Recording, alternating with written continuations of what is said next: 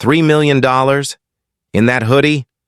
Sir, this card looks stolen, and if you don't leave right now, I'll have you dragged out like the fraud you are. Those cutting words, spoken loud enough for the entire marble lobby to hear, froze the room in disbelief. Before we go further, where are you watching from? Comment your city, hit subscribe, and like. This story will leave you stunned. It was a crisp Wednesday morning on 5th Avenue in Manhattan, 10 o'clock sharp, and the Pinnacle Bank branch glowed with polished marble floors and sharp LED lights. Executives in tailored suits drifted in and out, secretaries carried portfolios, and the whole atmosphere radiated wealth and power. Yet into that world walked a man in a gray hoodie, faded jeans, and sneakers, carrying himself with calm certainty. His name was Isaiah Coleman, to everyone else. He looked like an ordinary man, maybe even a suspicious one. But the truth was very different. At 48 years old, Isaiah was the CEO of Pinnacle Financial Holdings, a $30 billion empire that owned the very bank whose employees now glared at him with contempt. He controlled 40% of the company's shares. Yet here, inside his own branch, no one recognized him, and that was exactly how he wanted it. Anonymous complaints had piled onto his desk for weeks. On X, on Reddit, customers described humiliation and discrimination at Pinnacle branches, stories of minority clients denied service, their accounts locked, their dignity stripped. Isaiah didn't want polished reports from executives. He wanted to see with his own eyes. So he chose this branch, at 350 Fifth Avenue, a stone's throw from the Empire State Building, and he chose to come not as a billionaire, but as a man dressed like any ordinary customer. His plan was simple: request a transfer of $3 million and see how the staff responded. He walked calmly to the counter, slid his black Pinnacle card forward, and spoke in a measured tone. I need to transfer $3 million from my account today. Claire Mitchell, a young banker with manicured nails and a perfectly pressed blouse, froze for a moment. Then her lips curled into disbelief. Her eyes flicked up and down his attire, then darted to her manager across the room. Excuse me? Did you say $3 million? She repeated, her voice dripping with doubt. Before Isaiah could answer, the sound of heels clicked across the marble like a gavel striking. Margaret Harper, 55, branch manager, tall, stern, and known for her iron control. Arrived at Claire's side, her eyes scanned Isaiah from head to toe, not with curiosity, but with judgment. What's the issue here? She demanded loudly enough for the lobby to hear. Isaiah's voice stayed calm. No issue. I just need a transfer. Margaret's gaze sharpened. People don't just walk in off the street asking for millions, especially dressed like that. The words echoed, carrying a sting that made customers turn their heads. A woman in a trench coat whispered to her friend, and a young man in line quietly raised his phone to record. Isaiah stood tall, unflinching. He had been here before, years earlier, as a young man in Atlanta. A bank teller had refused his deposit, suggesting the check looked too big for someone like him. He had promised himself then that he would change the system.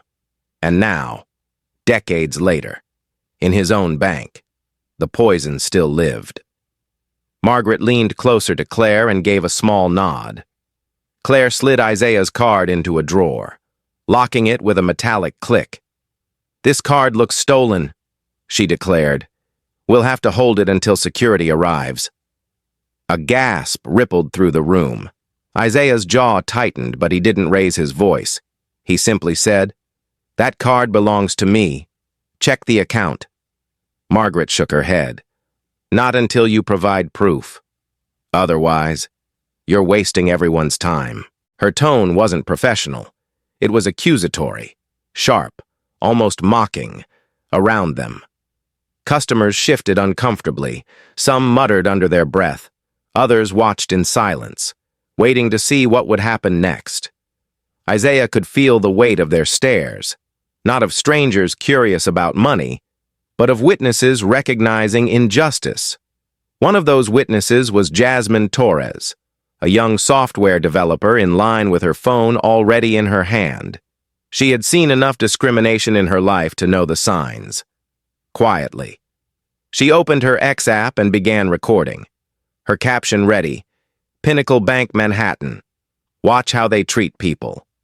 At that moment, the first spark of fire lit across the lobby. Margaret's voice cut through again, this time sharper. "Sir, if you don't prove who you are, I'll call the police." The accusation landed like a stone in the silence. Isaiah inhaled slowly, then spoke with calm clarity. "I am a client here. I have every right to request a transfer." Margaret smirked. "Not in that outfit, you don't." Her words weren't just about clothes. They were about who she believed deserved respect. And in that moment, the divide between perception and truth stretched wide enough to break. A man in the back muttered, "This is why I left Pinnacle." And a woman near the door shook her head in disbelief. The atmosphere shifted. What began as a routine morning at the bank had turned into a public spectacle, one recorded on multiple phones, one destined to spread far beyond those marble walls. Isaiah stood there, steady as stone, his dignity intact, even as they tried to strip it from him. And though no one in that branch realized it yet, they weren't humiliating a customer. They were humiliating their own CEO. Part 1 closes with tension so sharp it could cut glass. The stage set for what was about to become one of the most infamous confrontations in New York banking history. Margaret's voice boomed across the marble hall, sharp and commanding. "Prove you have the funds or get out of this bank right now." The declaration, loud and biting, was meant not just for Isaiah but for every ear in the building. Claire Mitchell followed her manager's cue, sliding the black Pinnacle card Isaiah had given into a drawer, locking it with a metallic snap that rang out like a judgment. "This card is suspicious," she said loudly, her eyes scanning the room to make sure everyone heard her words. "Most likely stolen." The crowd gasped, and a murmur rippled through the line of waiting customers. A black man in his 40s muttered bitterly, "This is why I switched banks." Another woman shook her head, clutching her purse tighter, as if she herself had been accused. Isaiah didn't flinch, though inside he felt the weight of every eye pressing against him. His voice was calm, deliberate, and anchored in decades of experience dealing with moments like this. "My account is valid. All you need to do is check it." But Margaret didn't budge. Instead, she gave a quick, almost imperceptible nod to Nathan Brooks, the muscular banker who often doubled as the branch's enforcer. Nathan stepped to the side and leaned toward the intercom system, his voice echoing through the speakers mounted in the lobby. "Attention," he announced. "This is a warning. If you cannot provide proof of funds immediately, you will be removed." The words landed like a bomb. A ripple of laughter, cruel and mocking, slipped from the corner where two suited men sat filling out forms. Isaiah's jaw tightened, but his breathing stayed steady, his fire controlled. He had learned long ago that the angrier his oppressors became, the calmer he had to remain. Still, he knew what was happening wasn't just disrespectful, it was illegal, and worse, systemic, in the crowd. Jasmine Torres's phone shook slightly as she hit record again, whispering for her followers to listen carefully. "This is discrimination. Pinnacle Bank, Manhattan branch. Live now." At the same moment, Ethan Walsh, a freelance journalist with a nose for injustice, pulled out his phone and started a TikTok live stream. His words were deliberate, chosen to spark outrage. "We're live inside Pinnacle Bank. Watch how they treat a black man trying to access his own account." Within minutes, comments flooded his feed, and viewership numbers began climbing from behind the counter. Amara Davis stood frozen, her heart pounding. For 2 years she had endured Margaret's policies, rules that were never written but always enforced. Certain customers were given deference, ushered into private rooms, while others, especially those who didn't fit the image of wealth, were delayed, denied, or demeaned. Amara had swallowed her pride many times, knowing that speaking up would cost her the job she desperately needed. But watching Margaret dismiss Isaiah without so much as checking the system was too much. She heard herself speak before she even realized it. "He's a client here," Amara said softly but firmly. Margaret's head snapped toward her, eyes cold. "Stay out of this." "Amara." But Amara shook her head, voice trembling yet resolute. "You're breaking protocol. You didn't even check his account." The crowd turned their eyes to Amara, sensing her courage. Claire scoffed, her lips curling into a smirk. "He's scamming us. Look at him. Do you really think a man dressed like that is moving millions?" Her words dripped with disdain, and the contempt stung every person who had ever been judged by their appearance. Isaiah's voice cut through the noise, deep and steady. "You're not just denying me. You're destroying the soul of this bank. This isn't about money. This is about how you treat people." Margaret sneered. "Don't lecture me. You're lucky we haven't already called the police." With that, she pressed the small button hidden under the desk, logging a system-wide alert, fraud, escalate, to anyone watching internally. It would appear that a criminal had attempted a scam. Nathan leaned back to the intercom again. "Final warning. Provide documentation or vacate the premises."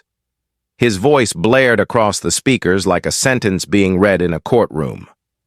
The tension in the room spiked, and a young mother holding her toddler pulled the child closer, whispering nervously. Isaiah stood tall, refusing to move. He reached into his pocket, pulled out his phone, and dialed. On the other end, Lila Bennett, his trusted assistant, answered instantly. "Isaiah?" He spoke in a low tone. "Activate the system. I want everything recorded. Make sure headquarters sees this in real time." Lila's response was crisp. "It's live now. Say the word when you want to escalate." He didn't give the order just yet. Instead, he looked at Amara, who had stepped forward from behind her counter, planting herself between Claire and the locked drawer. "You locked his card without cause," Amara said loudly enough for others to hear. "That's a violation of client rights. That's a fireable offense." Margaret's face reddened.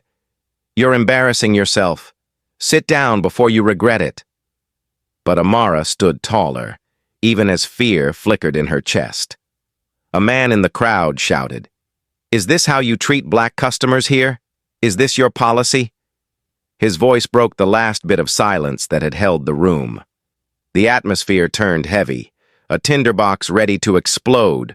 A woman near the door raised her phone, whispering, "This is going to go viral." Isaiah stayed silent for a long moment, letting the weight of the situation sink in.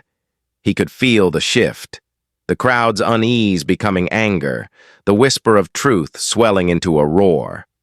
His phone buzzed with another call from Lila. She didn't need to say anything. He knew she was watching the live feed, waiting for his command. He closed his eyes briefly, recalling the promise he had made to himself as a young man denied by another bank teller years ago. He had sworn he would build a system that valued people, not just appearances. And now, standing in his own bank, treated as a criminal by his own employees. That promise burned hotter than ever. Margaret gestured at Nathan, her voice sharp. "Call security now. We don't have time for this nonsense." Nathan's hand hovered over the phone, but he hesitated. His eyes flicked to the crowd, now restless and angry. Phones were out, lenses pointed at him, ready to capture his every move. He swallowed hard, then glanced at Margaret. The look she gave him was ice cold. "Do it," she hissed. But before he could move, another voice rang out from the back. No one's touching him. Not until you check that account. It was the same man who had muttered earlier, now stepping forward, his voice carrying the fury of every slight he had endured. The crowd murmured in agreement, their frustration mounting. Margaret's face hardened, but her control was slipping. She could feel it, yet her pride wouldn't let her back down.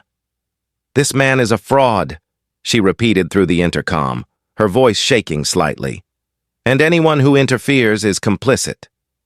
The words landed like sparks on dry wood, igniting the room into something no manager could contain. Isaiah's gaze swept across the lobby, steady and unflinching. "You've made your choice," he said calmly. "But I assure you, this won't end the way you think." And with that, Part 2 closed in a storm of tension, the crowd watching, recording, whispering, and waiting for the truth that was about to shatter the walls of that marble branch. The lobby was no longer just a bank. It was a powder keg ready to ignite, and Margaret Harper's voice was the match. "Security. Code red," she barked, her tone filled with authority. Though everyone in the room knew Pinnacle didn't even keep on-site guards at this branch. It was pure theater, pure intimidation. But it didn't stop Nathan Brooks from stepping forward, his broad frame blocking the light from the glass doors as he shoved at Isaiah Coleman's shoulder, growling, "Move it, now." And in that instant, the room erupted. Gasps, shouts, the scrape of shoes against marble as the customers realized this was no longer a polite disagreement, but an attempted expulsion.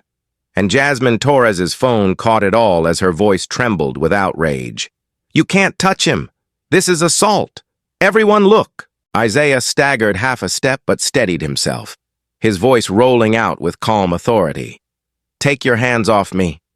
And though his words weren't loud, they cut through the air like steel. Amara Davis surged forward from behind the counter, shoving herself between Isaiah and Nathan, her face pale but her voice strong. "Stop. His account is valid. You know it. Margaret, you know the rules." But Margaret doubled down, pressing the intercom button so the entire lobby heard her venom. "This man is impersonating a client. Do not assist him. He is a threat." And the word threat hung there like smoke, poisoning the air, until an elderly woman near the line clasped her hands to her chest and gasped, "How dare you call him that?" while Ethan Walsh swung his phone around, narrating to thousands on TikTok. "You're watching live. A black man is being dragged in Pinnacle Bank for trying to access his own account. Share this. This is systemic discrimination."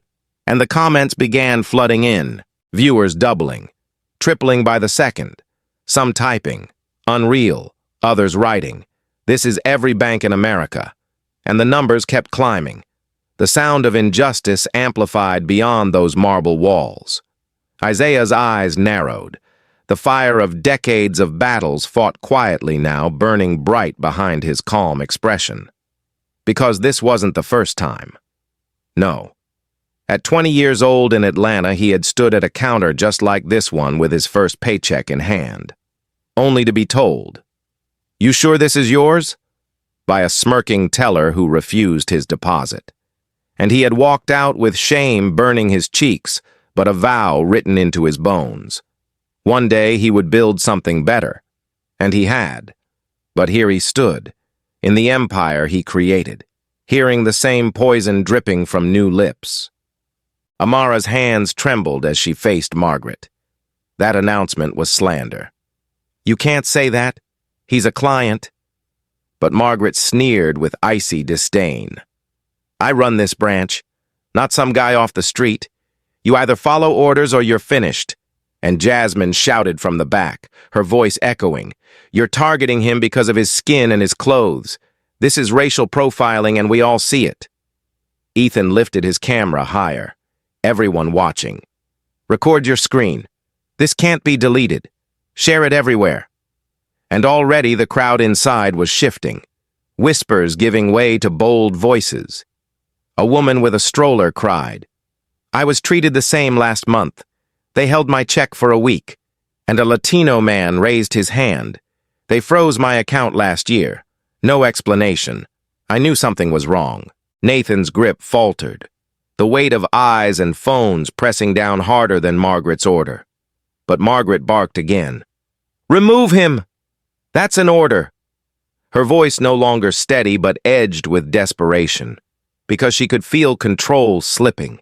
She could feel the current turning against her. Isaiah stood taller, his voice firm and resonant. "You have slandered me. You have taken my card without cause, and you have put your hands on me. Every second of this is being recorded and none of it will go unanswered." Margaret laughed bitterly, but it rang hollow. "You're a con man, and I won't let this branch be played." But the crowd wasn't hers anymore. No. The crowd was alive with indignation. They weren't whispering now. They were shouting. "Check his account. Stop treating him like a criminal. You're the frauds here." And with every voice rising, the marble lobby no longer felt sterile and cold.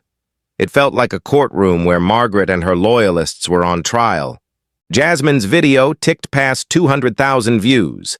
Ethan's TikTok stream crossed 20,000 live viewers. Comments pouring in. "Sue them. This is America 2024. Name the branch." And the energy surged like a wave crashing against stone. Amara planted her feet, her body blocking Isaiah from another shove, her voice shaking but strong. "If you drag him out, you drag me too." And for the first time, Nathan hesitated, really hesitated, sweat on his brow, because he knew she was right, and he knew his face was already being streamed to the world. Isaiah's gaze swept across the crowd, steady, resolute, not begging for sympathy, not pleading, just standing in the truth of who he was, and though they didn't know it yet, though Margaret still believed she held power. The balance had already shifted. The people were awake, and nothing could stop the reckoning that was about to come crashing down on Pinnacle Bank. The hush that fell over the branch was sudden, like the air had been sucked out of the marble hall, when Ethan Walsh, leaning forward with his phone still live streaming, caught sight of the black Pinnacle card sitting half-hidden in Claire Mitchell's drawer, his eyes narrowing as he read aloud, "Isaiah Coleman." And the name rang out like thunder, silencing every whisper, every murmur, even freezing Margaret Harper in place for a fraction of a second, long enough for Amara Davis to dart to her terminal, her fingers trembling as she typed, her voice breaking but clear enough for the entire lobby to hear. "His account is real. It's not just real. It's massive. Executive tier. Top of the system." And the gasps that followed echoed against glass walls as Claire's smirk collapsed into dread. Nathan's grip fell away, and Margaret's jaw clenched, her voice a hiss. "That's impossible. No one like him holds that level of account." But Isaiah straightened, his calm more powerful than any shout, his tone measured yet cutting like a scalpel. "You've had every chance to de-escalate, and you chose to double down on lies. You slandered me, assaulted me, and locked my card away without even a glance at the truth." He pulled out his phone, pressed one button, and his assistant's voice came sharp and professional through the speaker. "Lila Bennett here, ready for action." And Isaiah said firmly, "Begin terminations. Margaret Harper, Nathan Brooks, Claire Mitchell, effective immediately." And the room gasped as if a verdict had been handed down from a judge, Lila's voice echoing confirmation. Terminations processed, system access revoked, HR notified, security badges deactivated, and just like that, the power shifted in a way so irreversible it rattled every heart in the room. Claire staggered back, fumbling at her desk as the drawer that had held Isaiah's card suddenly clicked open. The system override stripping her of control, her face draining of color. "This is a setup," she whispered, but her voice was too weak to matter. While Nathan's hands shook at his sides, the swagger gone, replaced with fear, his eyes darting to Margaret, who looked around in wild disbelief. "No, no, this can't be happening," she sputtered, But Isaiah turned to face the crowd, his voice steady and resolute. I am Isaiah Coleman, CEO of Pinnacle Financial Holdings, 40% shareholder, owner of this very bank. And silence followed. Heavy, electric, disbelief flooding every corner of the room until a young man whispered, "Oh my God, it's him." And phones lifted higher to capture the moment, faces registering shock, awe, and shame all at once. Margaret's face went ashen, her voice shrill with panic. You tricked us. You set us up. But Isaiah's gaze cut through her protest, his tone grave and uncompromising. I came here as a customer, like anyone else. No cameras, no press, no titles. I came to see if the complaints were true, and you gave me contempt, you gave me arrogance, and now the world will see. On speaker, another voice chimed in, smooth and authoritative. James Caldwell, board member of Pinnacle Financial Holdings. Isaiah, you have full board authority to proceed. We support you 100%. And that confirmation fell like a gavel. Undeniable. Final. And Isaiah nodded, turning back to Amara, his expression softening just slightly. You are promoted effective immediately. Your courage, your voice, your refusal to stay silent is exactly what Pinnacle needs. And Amara's eyes widened, tears brimming, her voice breaking. I didn't do it for a promotion. I did it because it was right. And Isaiah gave a faint, approving smile. And that is why you deserve it. The applause that followed wasn't thunderous. It wasn't raucous. It was something heavier, deeper. A slow building weight of hands clapping in recognition of justice, of dignity restored, the sound of truth breaking chains. Jasmine's phone buzzed as her video hit 500,000 views. Ethan's stream climbed past 50,000 live watchers. The comment sections exploding with fire emojis, with calls for reform, with outrage that their CEO could be treated this way in his own empire. Margaret tried one last desperate gambit. You can't just fire us like this. You can't destroy careers over a misunderstanding. But Isaiah's gaze was unyielding. A misunderstanding ends when the truth is revealed. What you did was deliberate. It was systemic. And it was cruel. There is no misunderstanding in telling a black man in your bank that he doesn't belong. There is no misunderstanding in calling him a threat. Nathan slumped into a chair, his head in his hands, while Claire stared blankly at her locked screen, unable to log in, unable to process that her career had evaporated in seconds. The customers stood straighter, emboldened, some clapping harder, others recording the fired employees' faces, immortalizing their shame. Isaiah turned back to the people, raising his voice just slightly now. Every person in this lobby is a witness. Every person recording is part of a greater truth. Pinnacle will no longer be a place of exclusion. It will no longer be a place of humiliation. And today is the beginning of that change. Margaret's lips moved, forming excuses that no longer carried sound, her power stripped so thoroughly that even her words evaporated. Isaiah walked to the counter, retrieved his card from the drawer now released, and slid it into his pocket, the gesture small yet monumental, reclaiming not just his property, but his dignity in front of those who had tried to strip it. Amara wiped her eyes. Jasmine whispered into her phone. We're watching history, and Ethan declared to his audience. This is a turning point. Share this now. Let every bank know they are accountable. Isaiah looked around once more, calm as stone yet burning with the weight of generations of injustice. And in that moment, the branch of Pinnacle Bank at 355th Avenue became more than a place of marble and glass. It became the stage where arrogance fell, truth rose, and a leader revealed not just who he was, but what he stood for. The silence that followed Isaiah's revelation didn't last long, because Nathan Brooks, still pale and trembling, finally pushed himself upright, his voice breaking as he stammered. There's something I need to say, something everyone here deserves to know. And the crowd, already simmering with tension, leaned in, phones raised, hearts pounding, as Nathan glanced at Margaret Harper, whose glare could have cut glass. But his guilt was heavier than her command. And he blurted, "She made us do it. Margaret gave us a list. She told us which customers to delay, which to humiliate, which to push out. And she said if they didn't look the part, if they didn't dress right, then they didn't bank right." And the gasp that tore through the lobby was raw, visceral, a collective exhale of fury and recognition, while Margaret screamed, "That's a lie. You coward. Don't you dare pin this on me." But Nathan shook his head violently, sweat beading on his forehead. "It's the truth.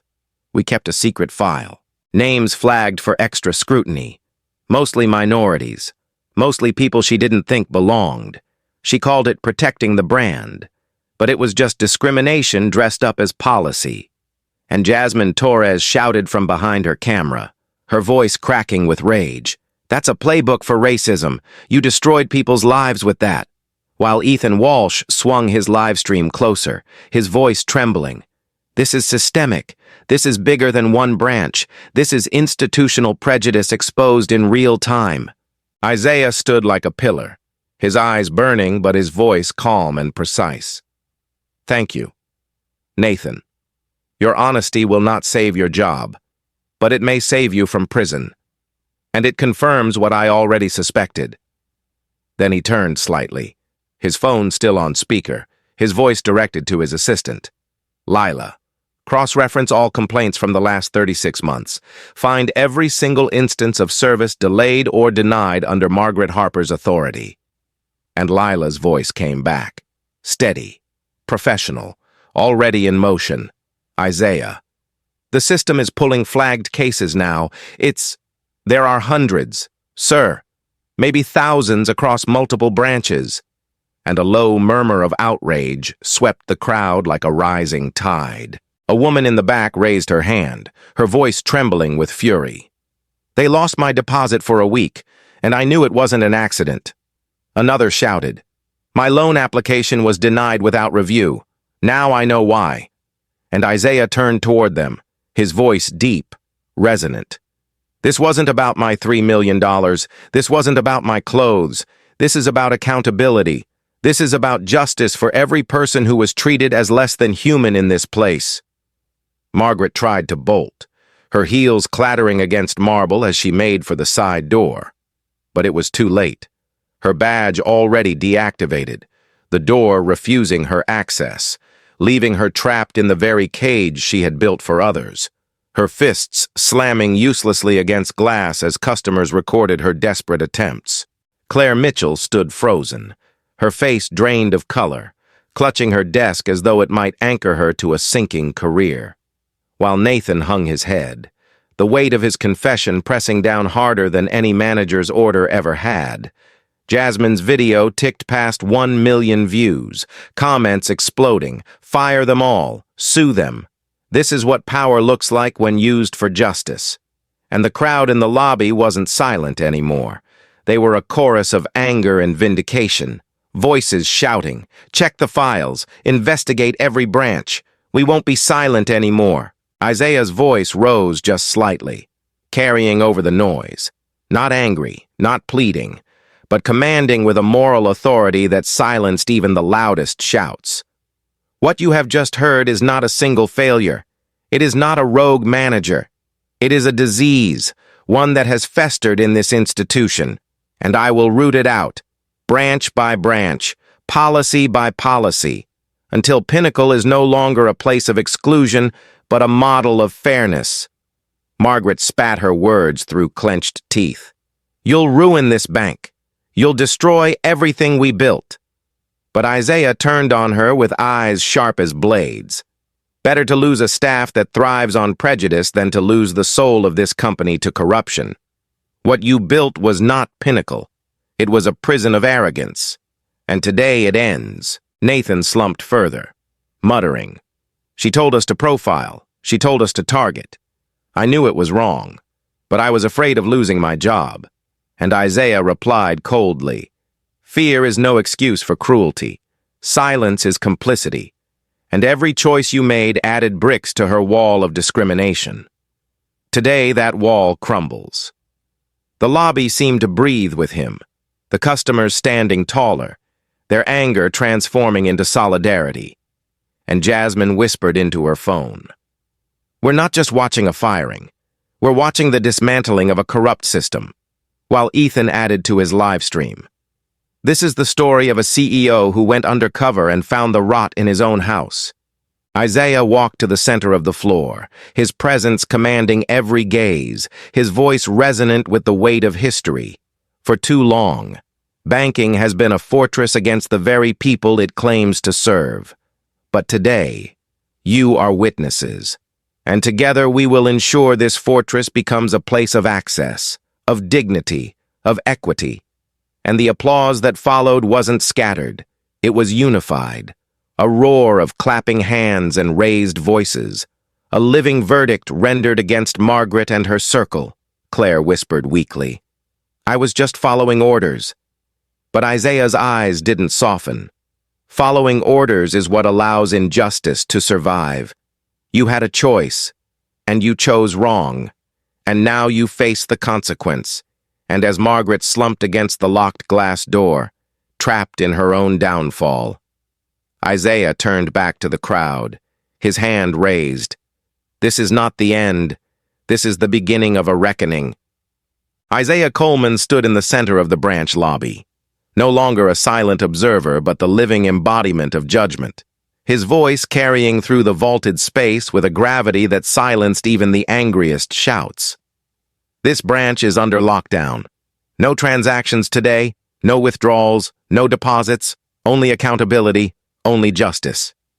And the weight of those words sank into every corner of the marble room as phones kept streaming, capturing the sight of a CEO dismantling corruption in real time. While on speakerphone, Lila Bennett confirmed, "Operations paused, reform template deployed, staff logins disabled. The system is responding to your directives." Isaiah, and another voice, steady and firm, came through from the boardroom. James Caldwell himself. "The media is live. The board has been notified. You are cleared for structural reform immediately. Proceed as you see fit." And with that, Isaiah turned his gaze to Amara Davis, whose courage had already shifted the tide, her eyes wide, her hands trembling with the weight of the moment. And he declared, "Amara, you will lead our new equity and integrity team. Every complaint since 2022 will cross your desk. Every injustice will be investigated, and you will have full authority to correct them." And though her lips parted in shock, her tears brimming, she nodded with a resolve that steadied the entire crowd. "I'll do it. I'll make sure no one is silenced again." And the applause that followed was not polite, but raw, urgent. The crowd recognizing not just her bravery, but the turning of an institution's tide. A young teller stepped forward, his voice shaking as though he might collapse. "Sir, it's true. Margaret had a selective screening policy. She told us to scrutinize minority clients extra hard. She called it protecting the bank's image." And the shame on his face was palpable, his voice cracking. "We all knew. We all followed because we were afraid." And Isaiah's gaze pierced him, heavy with disappointment. "Fear is no shield. Every one of you had a choice. And while silence may save a paycheck, it destroys the soul of the company you claim to serve." His words etched into the marble like scripture in that moment. A flash of memory came over him, a younger version of himself, 25 years old, standing in another bank with flawless credit and a heart full of dreams, applying for his first loan only to be told, "We need to verify you're not fronting for someone else." And the sting of those words, the humiliation of being dismissed because of his skin, burned hotter than ever now as he faced the same poison within the empire he had built. And it fueled his resolve like oxygen to a flame. Margaret Harper, still trapped by her revoked access, banged uselessly against the glass door, shouting, "You'll ruin this bank. You'll drive away the clients. No one will trust Pinnacle after this circus." But Isaiah turned on her with a voice like stone. "No. Margaret, you already ruined it. You poisoned trust with every sneer, every denial, every policy of exclusion. What I am doing now is cleansing the rot you cultivated.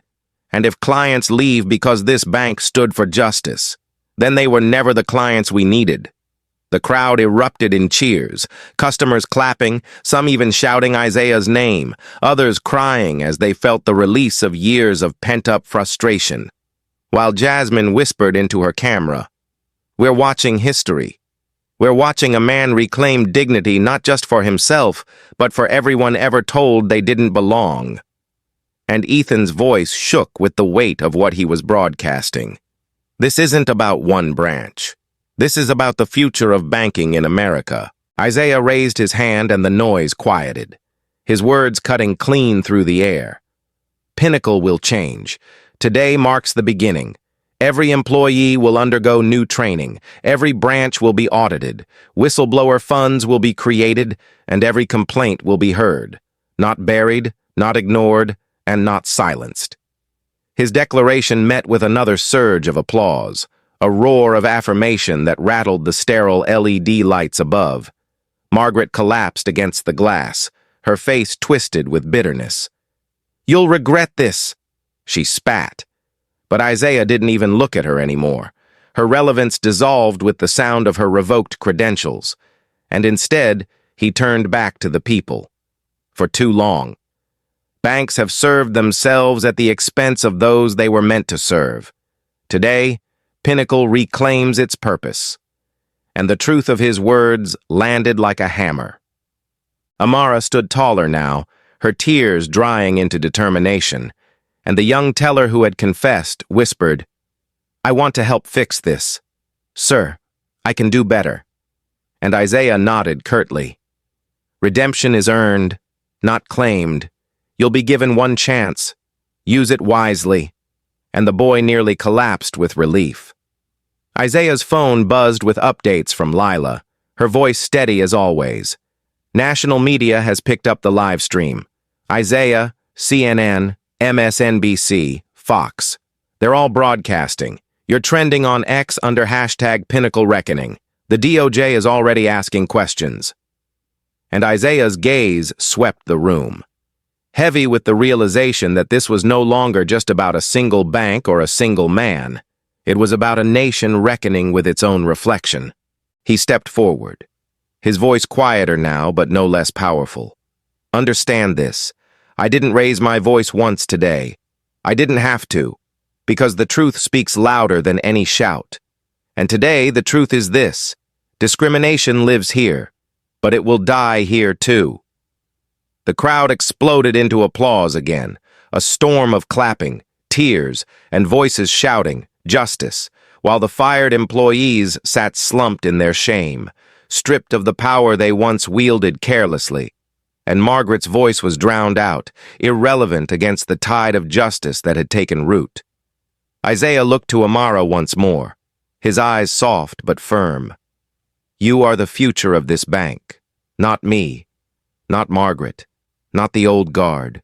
You, and the people like you who have the courage to speak truth when silence would be safer." And she nodded, her jaw set. "I won't fail you." And he smiled faintly. "Don't do it for me. Do it for them," gesturing to the customers, to the crowd, to the millions watching across screens worldwide. And as the applause swelled again, the lobby felt less like a place of marble and money and more like a temple where justice had finally been preached. And for the first time in years, Isaiah felt the vow he made as a young man was not only alive, but fulfilled.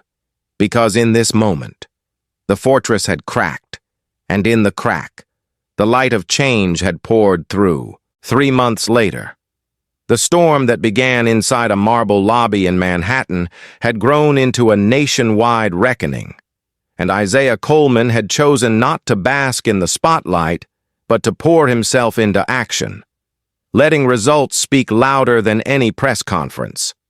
Yet the world would not let his story fade, because Jasmine Torres's video of that day crossed 15 million views, shared and debated on every platform, dissected on talk shows, cited in congressional hearings, and in classrooms where professors taught it as a case study in power, prejudice, and accountability, while Ethan Walsh's live stream had become part of the permanent digital record, a moment that showed millions the exact second when arrogance was stripped bare and justice stood tall. And Pinnacle Bank was no longer the same company it had been, because under Isaiah's orders, 5 branches were placed under review, 30 employees across the network were removed for misconduct, and a new system, the Pinnacle Equity Index, was launched, a ranking that measured branches not on profit alone, but on trust, fairness, and accountability, a revolutionary metric in an industry that had too often hidden behind balance sheets. And the public response was overwhelming, some skeptical at first, others applauding, but all watching closely. Amara Davis, once a quiet teller afraid to speak against her manager, now sat at the head of the newly formed Equity and Integrity team, her name celebrated in media articles as the face of courage. Her voice calm but unflinching as she testified before a panel of regulators about what she had seen and why she chose to act. And she carried with her the weight of every silenced employee who now found in her example the strength to come forward. Because under the whistleblower protections Isaiah had funded, stories poured in from across the nation, accounts of hidden prejudice, unfair delays, and discriminatory practices, and each one was reviewed with care, no longer shoved into a forgotten drawer.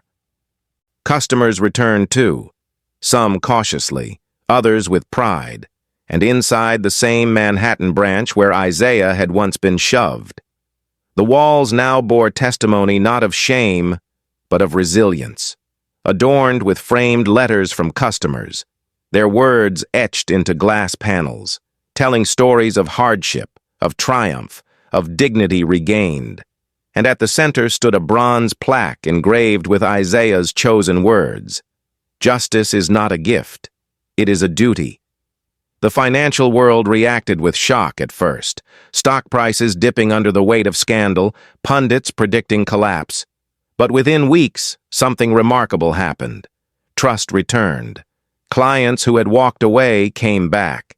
New investors praised Pinnacle's transparency, and shares began to recover, stronger than before, because the market had learned what Isaiah already knew. Integrity was not a liability, but the strongest form of capital. And yet, the story had layers even beyond finance, because an anonymous tip revealed that Margaret Harper's discriminatory policies had not been isolated, but had been tolerated by higher managers who saw her numbers and chose profit over people.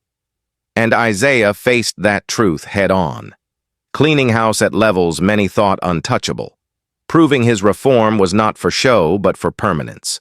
And in parallel, he launched a scholarship program for students from underserved communities. Young men and women who dreamed of finance but feared the gates were closed, giving them not just money, but mentorship, access, and a path into an industry that had too often excluded them. When Isaiah finally spoke publicly months later, his voice was steady, humble, and firm. "I did not raise my voice that day. I did not need to, because the truth raised itself, and if Pinnacle is to survive, it will do so not by being the richest bank, but by being the fairest." And the crowd listening erupted in applause, not just for a CEO, but for a man who had turned humiliation into transformation, who had shown that power, when used with integrity, could cleanse even the deepest stains. And as the chapter closed on those tumultuous months, one truth remained unshakable. Isaiah Coleman had not only defended his dignity, but had reshaped an entire institution, leaving behind a legacy that said to every customer, every employee, and every leader who would come after him, that justice was not optional. It was the very foundation of trust. If this story moved you, please like, share, and subscribe, and let me know in the comments where you're watching from. Thank you for your time, your support, and your voice. Every view, every comment, every share keeps these stories alive.